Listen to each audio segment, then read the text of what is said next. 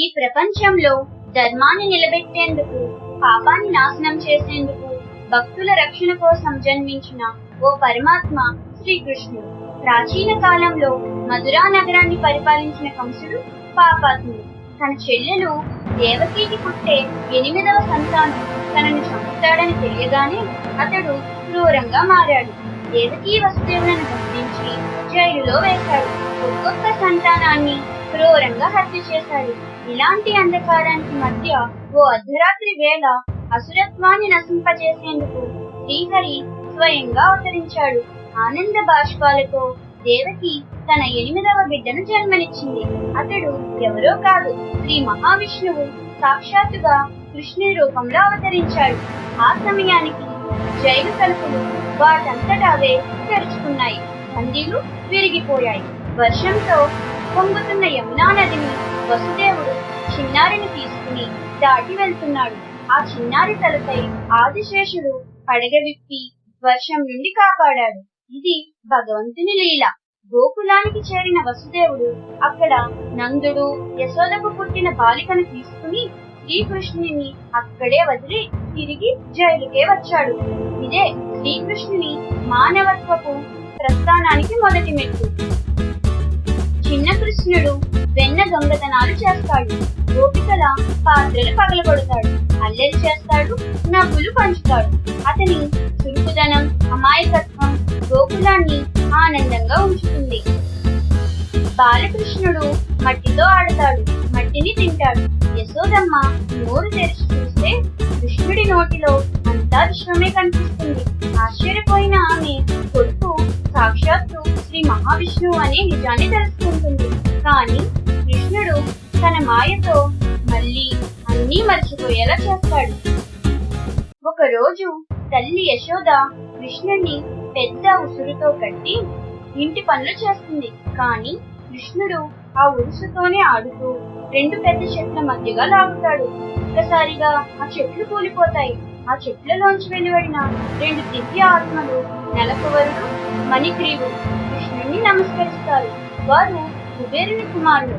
అహంకారంతో నిండిపోయి నారద మహర్షి శాపంతో చెట్లు అయ్యారు. కృష్ణుడు తన దయతో వారికి మోక్షం ప్రసాదిస్తాడు. కంసుడు పంపిన రాక్షసురాలు పూతన విషపూరిత పాలిచ్చి శిశువుని చంపాలనుకుంది. కానీ కృష్ణుడు ఆమె ప్రాణం తీసేశాడు. ఆమె అసురత్వాన్ని ఖండించి కృష్ణుడు రక్షకుడిగా నిలిచాడు. ఒకరోజు శకటాసురుడు రథ రూపంలో వచ్చి కృష్ణుని చంపాలనుకున్నాడు. కానీ చిన్ని కృష్ణుడు ఒక్క కాలుతో తన్ని ఆ రథాన్ని చూర్ణం చేశాడు. ఒకరోజు గోకులంలో ఒక్కసారిగా గాలి బలంగా వీచింది. ఆ గాలిలో రుణావర్తుడు అనే రాక్షసుడు వాయు రూపంలో వచ్చాడు. అతన్ని కంసుడు చిన్న కృష్ణుని చంపమని పంపించాడు. అతడు కృష్ణుని ఎత్తుకుని ఆకాశంలోకి ఎగిరిపోయాడు. కానీ ఆకాశంలోనే కృష్ణుడు తన చిన్న చేతులతో అతని మెడ బిగబెట్టి చంపేశాడు. రుణావర్తుడు భూమికి పడిపోయి చనిపోయాడు. కృష్ణుడు మాత్రం సురక్షితంగా నేలపై నవ్వుతూ కనిపించాడు. ఈ దృశ్యం చూసిన గోకుల వాసులు ఆశ్చర్యపోయారు. యమునా నదిలో విషపూరిత నాగు కాళీయుడు. గ్రామస్తులు భయంతో వణికిపోయారు. కానీ కృష్ణుడు ఆ నాగుని తలలపై నాట్యం చేసి అతన్ని వశపరిచాడు. ఆ రోజు నుండి గోకుల వాసులకు భయం లేదు. ఇంద్రుడికి యజ్ఞం చేయనందుకు కోపంతో వర్షం కురిపించాడు. కృష్ణుడు తన చిన్న వేలుతో గోవర్ధన పర్వతాన్ని ఎత్తి గోకులాన్ని రక్షించాడు. ఈ సంఘటన తరువాత ప్రజలు కృష్ణుణ్ణి దేవుడిగా ఆరాధించసాగారు. కాలంతో పాటు కృష్ణుడు పెరిగాడు. వనాల్లో రాధారాణితో పాటలు, నాట్యం, అనురాగం. వారి ప్రేమ భౌతికం కాదు, ఆధ్యాత్మికం. రాసలీలలు, వంశీనాదం ఇవన్నీ పరబ్రహ్మ ప్రేమకు ప్రతీకలు. గోకుల జీవితానికి వీడ్కోలు పలికి అతని జన్మానికి కారణమైన కంసుని సంహరించేందుకు చివరకు మధురకు బయలుదేరాడు.